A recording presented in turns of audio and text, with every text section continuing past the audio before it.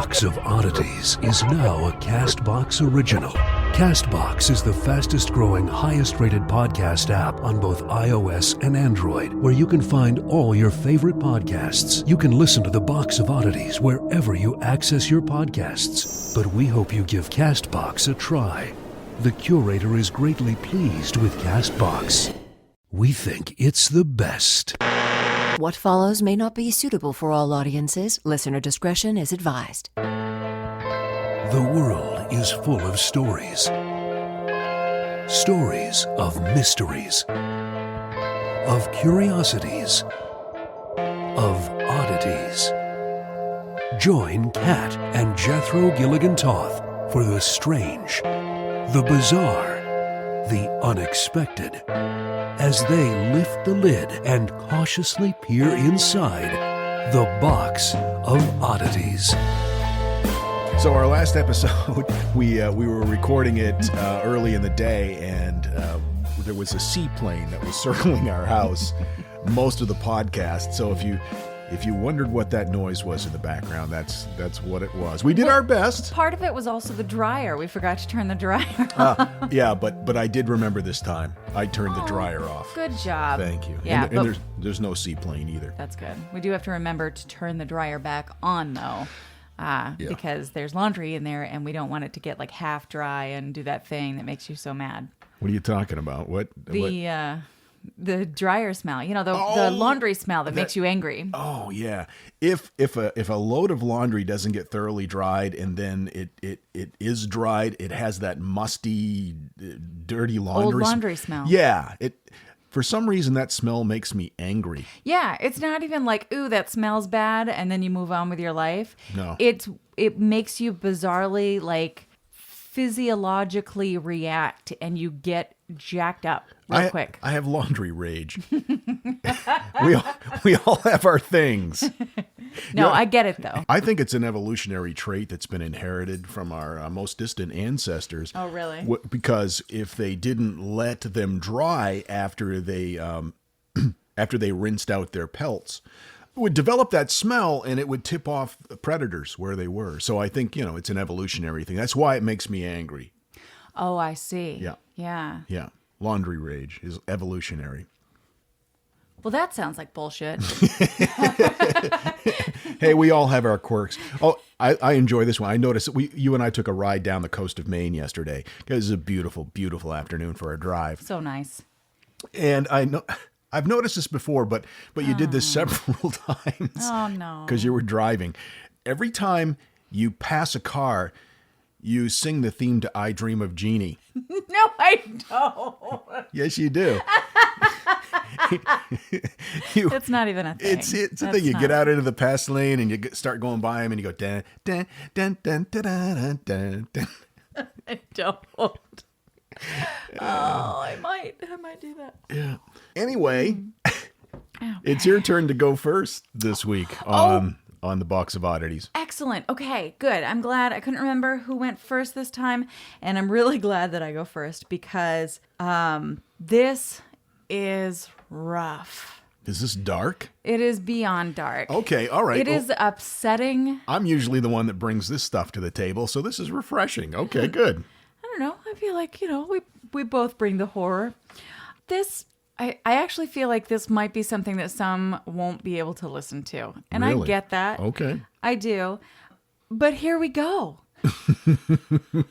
Enjoy. I can't wait. Okay, so I want to start this way by asking you, what would you do to live with a little more pep in your step? Have a little more vitality, live healthier, have more sexual stamina. Have Okay. What would you do? What would I be willing to do? What's the Yeah. most extreme thing? Yeah. In order to become a love god? Sure. I would do anything. Would you eat a baby?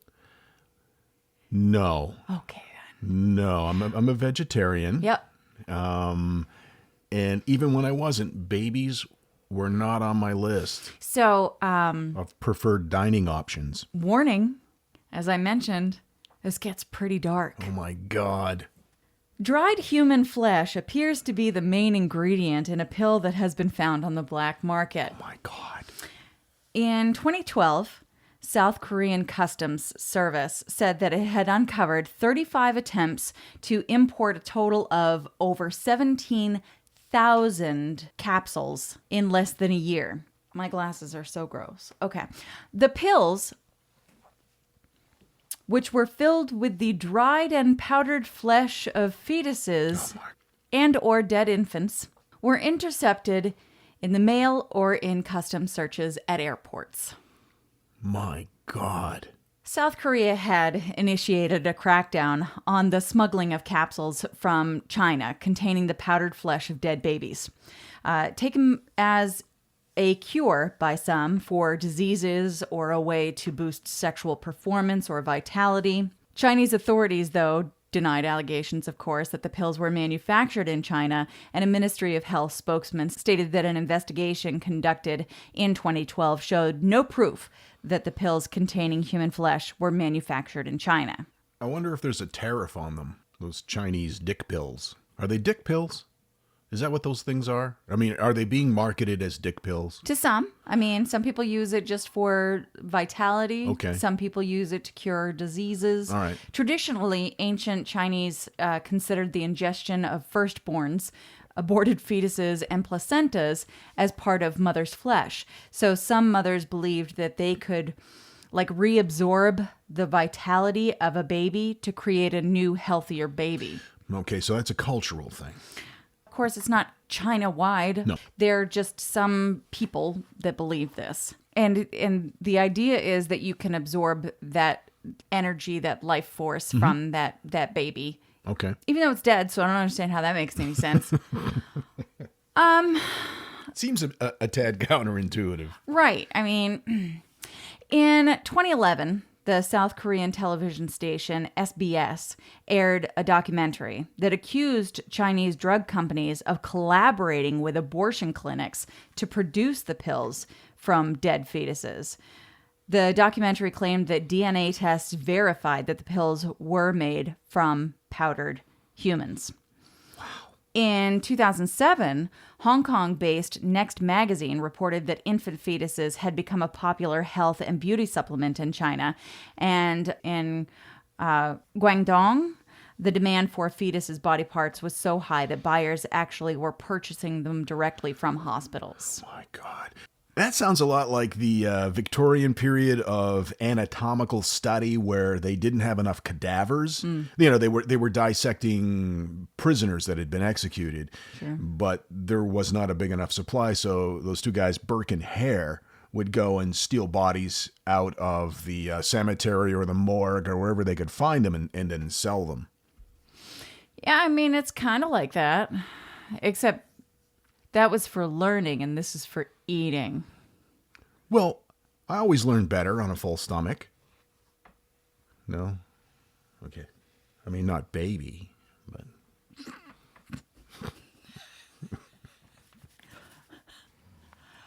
I'm sorry, where was I? Oh, yes. So, how is this done? The Daily Mail actually revealed further details about the practice. The grim trade, according to Daily Mail, is being run from China, where corrupt medical staff are said to be tipping off medical companies. And I say medical companies, like with quotes, because when babies are aborted or delivered stillborn. The tiny corpses are then bought, stored in household refrigerators in homes of those involved in the trade before they are removed and taken to clinics, quote unquote, when they are placed in medical drying microwaves. Wait, they store them in like household refrigerators? Yeah, until they're ready to go into the medical drying microwaves. Right next to the Haagen-Dazs and the Mrs. Paul's lightly breaded fish sticks? Once the skin is tinder dry, it is pummeled into powder and then produced into capsules along with herbs to disguise the true ingredients from health investigators and custom officers. Gross. So gross. That's heavy duty. This is not cool. But in addition to that, what are the dangers? And there are many. The practice, because it's not monitored in the ways that you need to monitor things that you're ingesting, they don't know how these bodies are cleaned before they're... Or if they're cleaned. Exactly. Concern about like MRSA, superbugs. There's concerns about hepatitis. There are concerns about any number of things that the fetus can pick up during the shootout of the, right. The birthing. Yep. Yeah. Because there's a lot of stuff involved in that, and there are a lot of things that they're exposed to. Not to mention, it's people. Yeah. So that's not good. I mean, if we learned nothing from MedCal. And Soylent Green. So lots of dangers involved in addition. And the good news, though, is that according to International Business Times out of the UK, this practice seems to be decreasing. So South Korean authorities did seize more of these types of pills between 2015 and 2017. But that number is only at about 8,500, which in 2012, they had confiscated more than twice that many in less than 1 year. So that's good news. It's not great news, but it is good news. I guess I really didn't think very much about how I was going to wrap this up. I wish that I had thought of it more now, because now all I feel like I should say is hey, don't eat babies. Yeah, that's... The end. And now, that thing in the middle. One thing that makes me even more angry than sour-smelling laundry is looking on, say, Craigslist or Facebook Marketplace and seeing somebody trying to sell a piece of shit 20-year-old 32-inch big old television set for $250. Well, it was brand new when I bought it. Yeah, I love that. It was brand new when I bought it. So that thing in the middle, ridiculous crap people are trying to sell on Craigslist. Number 5. A used casket. It's only $255. It was only in the ground for 9 months. Fabric and pillow inside have been washed, although I'd let it air out a bit. Reuse it for a loved one or a Halloween prop. Price is firm. Number 4. 14 grape-flavored freeze pops. I don't like grape flavor, so they're just sitting in my freezer taking up space. Call or text anytime. Does it say what they want for it? OBO. Number 3, 400 gallons regular gasoline, willing to trade. This is in Austin for you Austin listeners. I am blessed to have over 400 gallons of gasoline. I don't want money. I am looking to exchange up to 15 gallons for anal sex. Me giving it to you. Both men and women are welcome to apply, but men need to be very attractive. Price of gas these days. It's ass gas. Or grass? What? Ass gas or grass. Nobody rides for free. Have you never seen that bumper sticker? Not for about 20 years. Number 2. 15 out of a 16-count bag of large maximum protection Depends. Brenda did not list a price for these. Brenda. And number 1, a used Mirena IUD from Oklahoma City. Spent all my money on Christmas, so I need the money. I've only used it for a few months, and I have already properly sanitized it. It's easy to put in. I'll send you a few YouTube tutorials on how to do it yourself if you need me to. It should be good for 5 years. Price firm. God bless. And there's a picture attached. Stop it. That's what it says. That's not real. That's real. $75. Oh, God. What is happening? I'm starting to really wonder, is it like prescription drugs in the water? Or is it, what is happening to us as a people? It's those Chinese dick pills. The Box of Oddities with Kat and Jethro Gilligan Toth. With 2 episodes of the Box of Oddities every week, and the amount of research that has proven to take, thank God for Audible and the audiobooks that they make available. So I'm able to drive around, listen to a book that I'm using to research for a topic on the Box of Oddities, and still get some errands done. Yeah. Basically, I like to think of it as so I'm a cheerleader, and what do we want? Books. How do we want them? So we don't actually have to read them. It's got a lot going on. Life is busy, and it seems to be speeding up every single month. It gets faster and faster. I don't know if it's just because I'm getting older. Yes. But it's a harder. Perspective thing. Your years are many. Your days left are few. Oh, thank you. That's really depressing. But even more reason to check out Audible. Get your favorite book. For example, a couple of episodes ago, we talked about The Alchemist. Paulo Coelho. It's a beautiful book to listen to. It's so poetic. And what an amazing message that particular book has. Audible helps you listen to more books like The Alchemist by letting you switch seamlessly between devices. Let's say, because I have it on my phone, I have it on my tablet. And so wherever you leave off, it'll sync up on your other devices. And Audible is offering our listeners a free audiobook with a 30-day trial membership. You can go to audible.com/box and browse the unmatched selection of audio programs. Download a title for free and start listening ahora. Or you can text BOX to 500 and get started that way. Audible members get a credit every month, good for any audiobook in the store, regardless of price, and unused credits roll over. I'm just learning this too, that Audible also has audio shows and news and comedy and more, all from the leading audiobook publishers, broadcasters, entertainers, magazine, and newspaper publishers. It's a pretty big deal. Again, Audible is offering our listeners a free audiobook with a 30-day trial membership. Just go to audible.com/box, browse the unbelievable selection of audio programs. Listen to The Alchemist or something else. It doesn't matter. There's so much. Or text BOX to 500 to get started. It's the closest thing to learning by osmosis you're ever going to get to. You know what it reminds me of? Go. Listening to old-time radio dramas. Oh. Like back in Grandpa's day. But you can do it on all your devices, which they didn't have back then. And you can pretend like you read.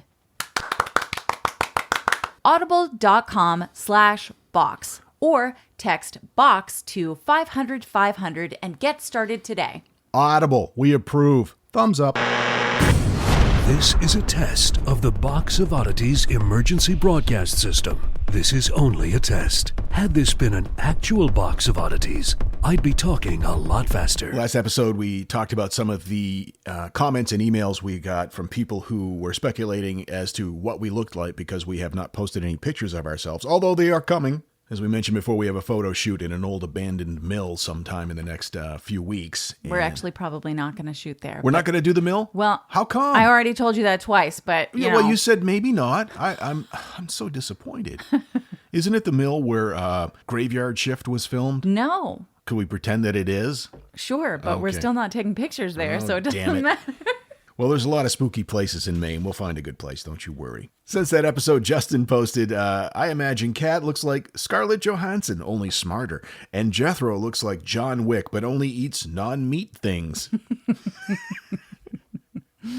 I got a text from a friend of ours that said, I love that the only thing that any of your listeners care about now is how sexy or not sexy the two of you are. And I wrote, hey, I can't help it if I sound like Charlize Theron, but look like Charlie Day. Johnny Boy wrote, in my head, Jethro looks like John Hamm.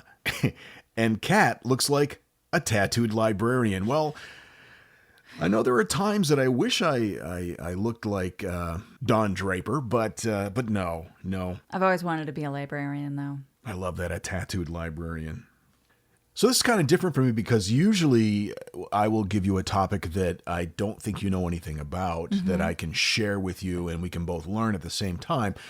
But this is a topic I know you know a lot about. Oh, really? But I did a deep dive on this topic. Yay, sandwiches! And I think that I will be able to tell you some things you do not know. But to prove how sure I am, you know a lot about this topic. I'm going to ask you this question. Okay. When I say this, what do you think? Lobster and telephones. I think Salvador Dali. That's our topic today. Salvador Dali, who is the strangest fucking guy in the 20th century, and we love him. Sometimes when I'm feeling bad about myself, I try to channel Dali and like the other day, for instance, I had just gotten out of work and I was feeling real dumpy. And I don't know, just having that whole like nothing I do is going to ever be good enough for anyone. And I might as well just lay down on the ground and stop breathing. Which is, by the way, something everybody thinks. Right. So it's not just you. And then I thought of my favorite quote from Salvador Dali, which is, I don't do drugs. I am drugs. Yeah. And I just thought, how fucking cool is that guy? I have to be more like him. All right, let's just talk a So I little started bit. growing out my mustache, Well, that's good. as you can imagine. Yeah, you've got the 10 and 2 waxed mustache. Yeah.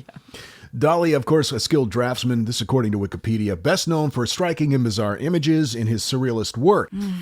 His painting skills are often attributed to the influence of Renaissance masters. His best-known work, of course, The Persistence of Memory, which is the melted watch painting that everybody sees on dorm rooms next to Bob Marley posters, was completed in 1931. Dali's expansive artistic repertoire included film, sculpture, photography, at times in collaboration with a range of artists in a variety of different types of media. In fact, he was so ahead of the game. In the early 70s, he became friends with Alice Cooper, who at the time was, Sure. the biggest thing. Be my Frankenstein. Yeah. And he had Alice pose for a piece of art, but it wasn't a painting. It was a laser hologram, which is available on YouTube. You can see it. It's a 3-dimensional hologram of Alice Cooper biting the head off the Venus de Milo. What? Yep. And he did this in the early 70s. I'm sure everybody knows that he was a little off the rails. He was incredibly creative. Was he a madman? Was he a genius? That's the discussion. The names of some of his paintings certainly indicated that it could have gone either way. Did you find the 3D Alice Cooper thing? No, I found this. Oh, him and Alice Cooper hanging out? Yeah. Aren't they cute? The titles of his paintings, some of them certainly indicated he could have been a madman or a genius. It's really up to you. It's a matter of perspective. Here are some of the titles. Atmospheric Skull, Sodomizing a Baby Grand Piano. It's one of my favorites. And we've actually seen that painting at the Dali Museum in St. Petersburg. Yes, it's one of his more recognizable, I think. Flesh Aeroplane was another one of his paintings. The one with the tigers. The one with the tigers was Dream Caused by a Flight of Bee. Pomegranate. Yes. Yeah. It was called Dream Caused by the Flight of a Bee Around a Pomegranate a Second Before Awakening. Yeah, that's a beautiful painting, It too. really is. Necrophiliac Springtime is another one. Telephone in a Dish with 3 Grilled Sardines at the End of September. Very descriptive. Fountain of Milk Spreading Itself Uselessly on 3 Shoes. Logical Reproachment of a Trouser Button and a Pair of Cherries. And then one of my favorites, The Great Masturbator, which brings us to what is called Dalinian continuity. You just fell over backwards. I'm sorry.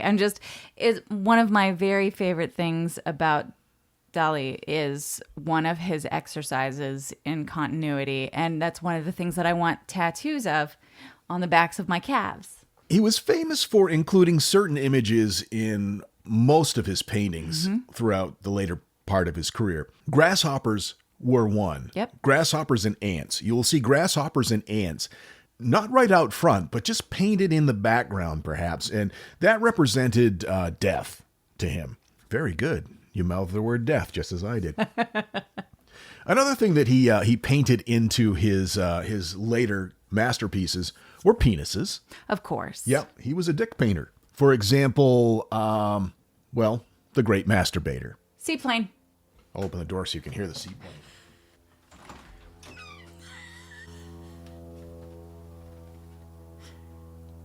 Welcome to Maine. The way life should be. Unless you're recording. Yeah, that's the price you pay for doing a podcast in a lake house. So The Great Masturbator, of course, that's got penises in it. The Persistence of Memory actually has penises in it. Penises. Lobster Telephone has penises painted into it. You have to look for them, but they're there. Metamorphosis of a Narcissus. Oh, yes. That's got penises all over the place. And this one's pretty obvious. They're not really well hidden. Young virgin auto-sodomized by the horns of her own chastity, which is a lovely painting. It's beautiful. It's a statement on the current state of society.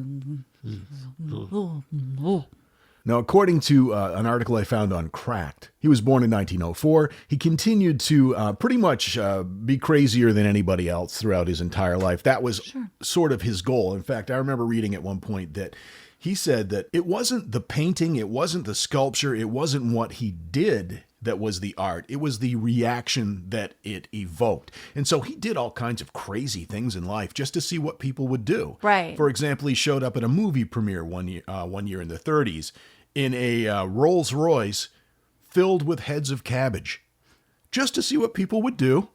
And I love that. Yeah, he was a performance artist. In addition to creating these amazing, beautiful, perfect pieces of art, he lived art in such a way to just see what would happen. His entire life was a work of art. Right. Especially his love. And I'm sorry, I don't know if you're getting Gala? there or not. Yeah. Oh my God. Gala. I love the way he loved her. And we'll certainly get to that. But did you know that he was actually the third Salvador Dali in the same family? I did not know that. His father was named Salvador. He had a brother born right before him whose name was Salvador, but died. Oh, I don't think that's a good idea at all. The previous child died 9 months before Salvador was born, roughly about the time the infant was conceived. And there's a story that at one point when he was like 5 years old, his mother and father took him to the gravesite and told him that he was the reincarnated version of the original Salvador who laid in that grave. Right. That's got to mess up a kid's head. No, I don't even agree with dressing your twins the same. So, Yeah. that's not cool, guys. In 1922, a very young Dali moved to Madrid in order to attend a very prestigious art academy. And then he grabbed onto the edge of the table, flipped it over, and said, "Fuck y'all!" Which is what most people do at prestigious art academies. Right. So he takes the curriculum, he goes through the process. He is considered to be a genius in the making by his academic peers. And it comes right down to his final exam. And he does his final exam. And he shows it to his professor, who thinks it's brilliant, but he refuses to turn it in. And his professor said, if you don't turn it in, you're going to get a failing grade and you will not get your degree. And yet he still, even though he was considered to be an artistic genius by the people at the academy, refused to turn that last project in, even though it was brilliant, because he said, there is no one fit to judge my work. And so he never got his degree. See, the next time you're feeling bad about yourself, getting out of work, getting into your car, feeling all like nothing I ever do is good enough, think to yourself, there is no one here fit to judge me. Boom. Amen, sister. Duh. So let's get to Gala. His muse, he called her. The love of his life. She was married at the time that they met, and he wooed her away from her husband. With lobsters and ants. And telephones. Now, Dali's father did not approve of the relationship or his son's affiliation with the surrealist movement in Paris, or pretty much anything that he did, I guess, at that point. And so because of that... Oh, geez. Oh, no. I'm sorry. Did you want some other son? Oh, that's a surprise to everyone. Yeah. Remember that day at the grave, Dad, when I was 5? Gross. So that kind of strained their relationship. And so he pretty much kicked his son's ass to the curb. Dali allegedly responded by sending this is his response. He sent his father 5 used condoms. Yeah. I don't know this story. Yep. See, I thought I might be able to find a few things that you had not experienced. Were they in a box? Tell me about how it was presented. What was the significance of 5? I need to know more. Well, he was really angry that his father did not approve of his relationship with Gala. So apparently they were condoms that they used And then he sent them to his dad saying, "Oh, yeah? Here you go. Happy Father's Day." Oh, no. Yep. That's not hygienic. No. I think that's not allowed by the USPS. Yeah, but that It's was like in batteries in and Spain, though. So soups and semen. batteries, soups, and semen. That's our new title. That's the title of this episode. At a point later in his life, they reconciled, and they were able to patch things up, I guess, to a certain degree. Mm-hmm. He loved Gala. He lived his life for Gala. When she died in 1982, he was so distraught that he intentionally dehydrated himself. And the thought in his mind was he was going to go into some sort of suspended animated state, like a sea monkey, and that they could bring him back to life at another time.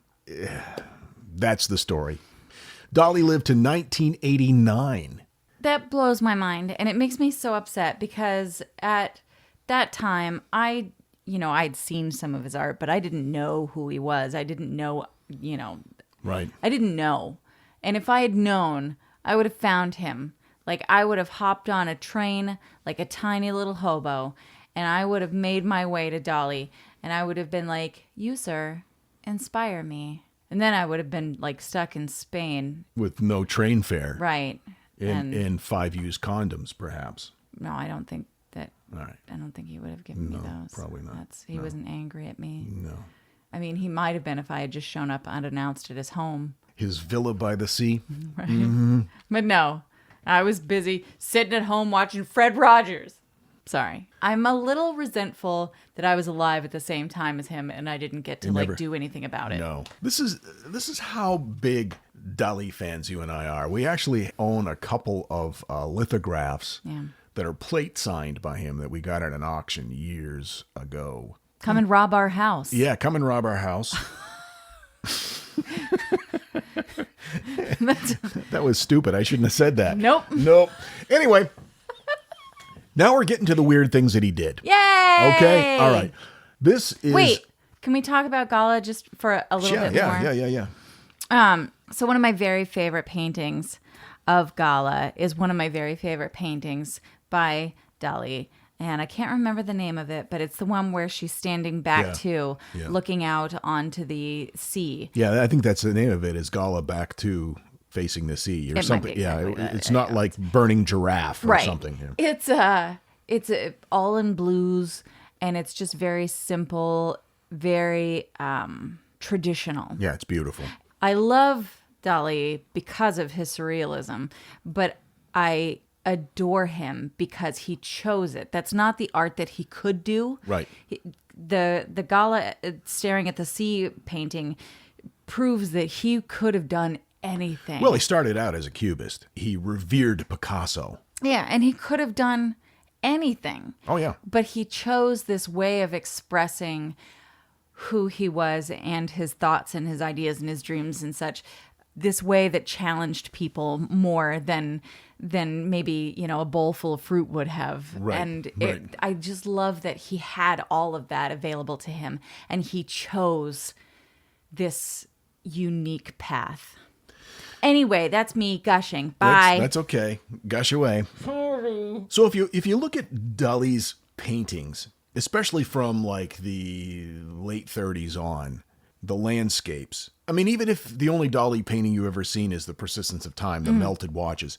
You've been in a dorm room. Right next to the Bob Marley poster. Even if that's the only painting you've ever seen, you know that his landscapes are just really eerie and it's almost like he has had a glimpse into hell. Right, yeah. Now, how did he think? What was the creative process in coming up with those visions to paint? Are you ready for this? This is going to blow your mind. I'm ready. Okay. What he would do is when he was sleepy, he would hold a spoon in his hand and hover over a plate.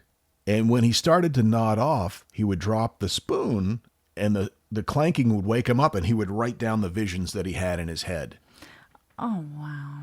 Doesn't that blow your mind? That really does. I had no idea. I just came across that info. I love that. That's beautiful. Yeah. It's like when you're practicing autoerotic asphyxiation, you put a lemon in your mouth. Yeah, exactly like that. Yeah.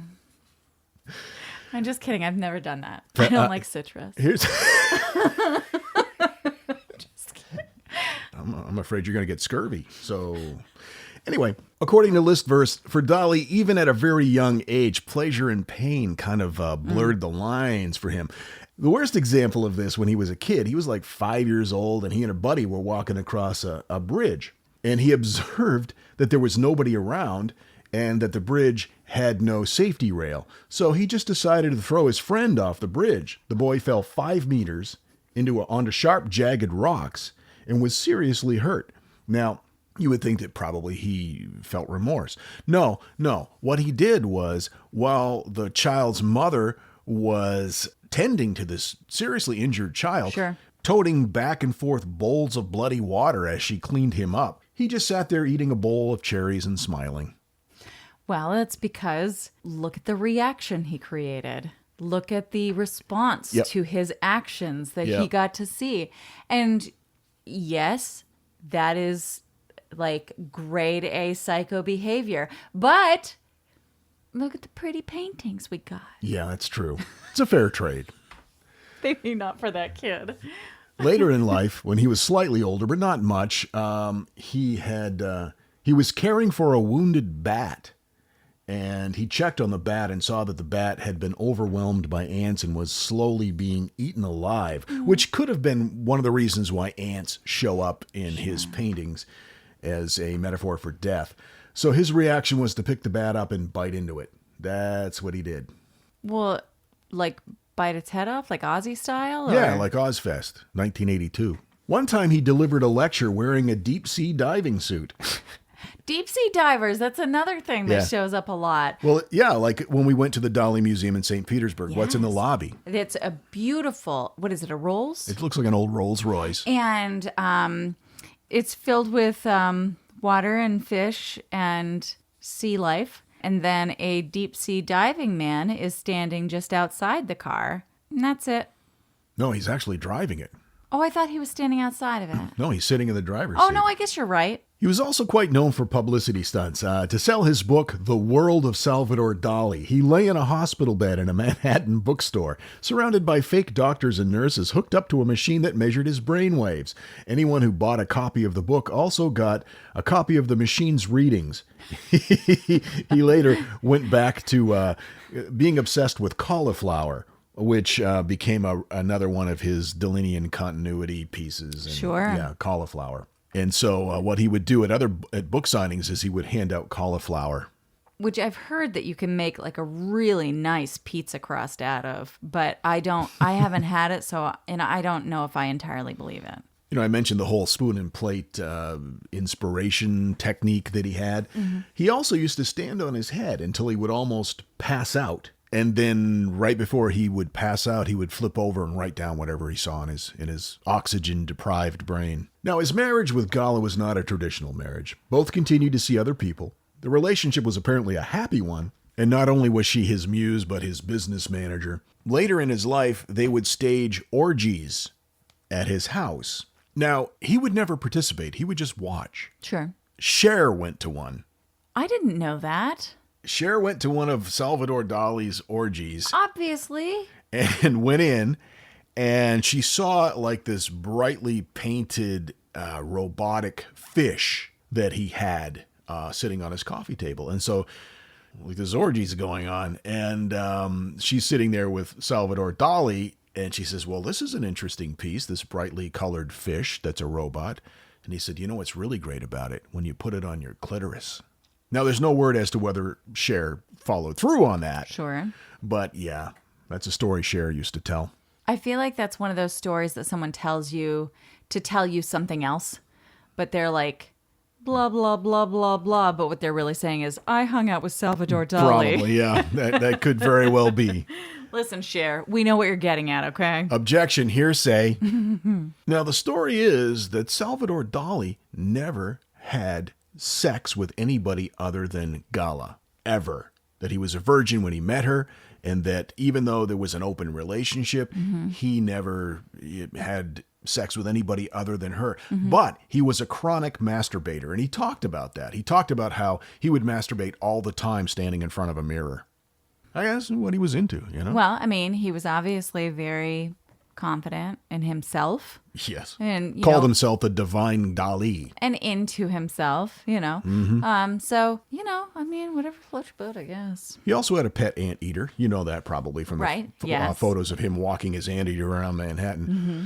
But he also was incredibly cheap. He would often invite large groups of people to dinner, and he would say, "Hey, it's on me." And then after everybody had eaten, he would pull out his checkbook, and he would appear to be writing a check for the full amount. What he was actually doing was doodling a little sketch on it because he knew no one would ever cash it if it had an original Dali sketch on the back. Right. It's a priceless piece of art. You cannot cash that check. You can't cash it. He was a genius. Yeah.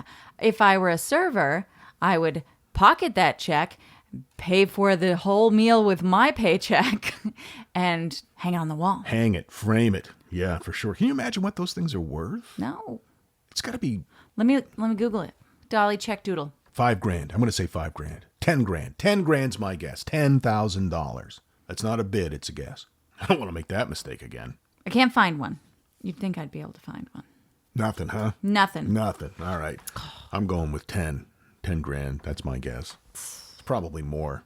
And Salvador Dali, I got into Salvador Dali at a very early age, like when I was 12 years old. And it's one of the reasons why I really loved Andy Kaufman, because I saw a lot of that whole Dadaism stuff. Sure. Where, again, it wasn't what they were doing or what they were creating. It was the reaction that it evoked. Very similar in that way.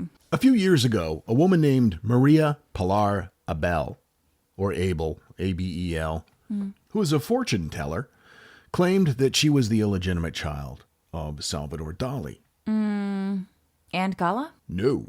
Well, yeah. I think we just discussed that. Right. Well, anyway, Ms. Abel, or Abel, 59, said in an interview after her mother became pregnant, she quickly married another man, and she had 2 children with him.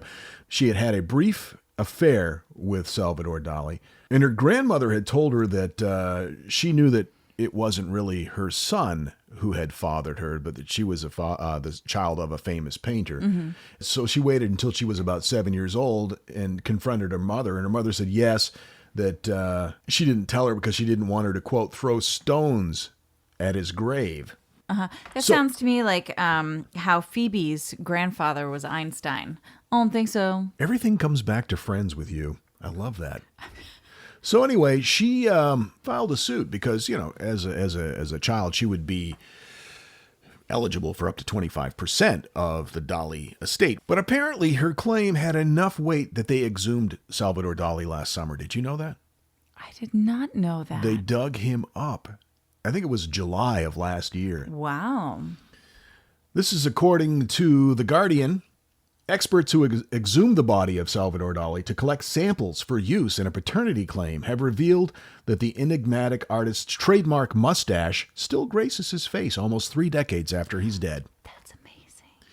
Quote, his mustache is still intact, like clock hands at 10:10, just as he liked it. It's a miracle, said the guy who actually embalmed him initially, whose name is Catalan. Dali is buried in a crypt beneath a museum he designed for himself in his hometown. His remains were disinterred to help settle this long-running paternity claim from a now 61-year-old fortune teller who insists that she is his only child. Mm-hmm. He said that he couldn't believe it when he laid eyes on Dali's corpse. He said his face was covered with a silk handkerchief, a magnificent handkerchief. I bet. When it was removed, this is a quote, when it was removed, I was delighted to see that his mustache was still intact. I was quite moved. You could also see his hair. It was almost perfect. Well, yeah. I mean, hair and that kind of stuff doesn't deteriorate the way that flesh does. And you could put that mustache on an orange and you'd go, is that Salvador Dali? That's true. It was definitely iconic. He said Dali's body resembled, quote, a mummy, and it was like wood, adding that it was so hard that experts had to use an electric saw rather than a scalpel to collect bone samples. Oh, wow. He predicted that Dali's body would last a long while. Quote, the mustache is still there and will be for centuries, he said. Once the last visitors of the day left the museum, the 1.5-ton stone slab that rested over his grave was lifted so experts could get to the body to take hair, nail, and bone samples. It is said that his coffin was opened at 10:20 p.m. so work could begin. To guard the artist's posthumous privacy, they put up awnings and stuff around him so that drones couldn't take pictures of his body when they opened it up. That's good. I can't. People are rude anyway. Whatever. Anyway, what were you saying? So in September of last year, the DNA results came in. Mm-hmm.